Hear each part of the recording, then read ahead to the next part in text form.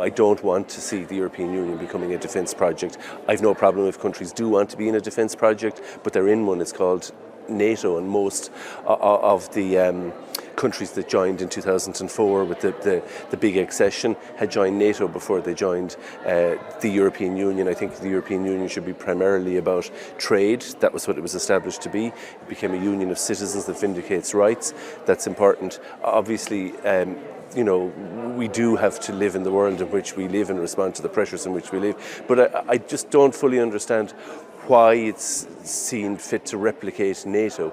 I think we also have to acknowledge the reality that part of this is around the failings of German leadership, which has resulted in a fairly calamitous decline in industry there. And I mean, part of the impetus towards defence spending is undoubtedly Russian aggression, but part of it is also, I think, trying to kickstart the German economy, and I think there should be a little more honesty and clarity about that.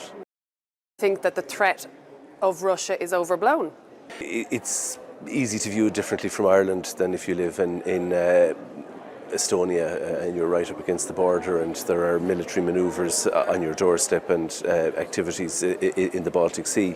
It is a threat that has to be taken seriously, but I think we need to be careful not to talk ourselves into an even bigger threat, and there's always that danger when you sort of try to talk a population into believing in an aggressor, that you somehow slip over the line into a conflict, and that would be a big fear of mine. I mean, I'm not saying Russia isn't a threat, but Russia has been a threat for a very long time. I'm not saying Putin is a particularly nice individual, but there haven't been that many nice individuals who've ruled from the Kremlin over the past hundreds of years. So I mean, this isn't something new to Europe, but I think the hysteria of the response is new to Europe. This coalition of the willing has been suggested.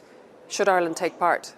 Yeah, I mean, a coalition of the willing. I heard Keir Starmer saying that they're going to, of all the willing countries, they're going to assemble a force of 10,000 troops, and that sounds great.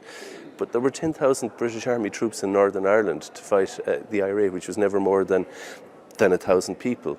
So I mean, to think that you're going to have any impact in Ukraine with 10,000 troops on the ground is bit fanciful. I mean, I just think there's a lack of reality to much of what Europe is talking about. There's almost a desire to be important, a desire to be significant, but 10,000 troops is simply an irrelevance in the context of the size of the Ukrainian armed forces at the moment and the size of the Russian armed forces on the other side of the border. So it's kind of shadow boxing. I think it's more for domestic consumption than any desire to achieve anything meaningful in Ukraine.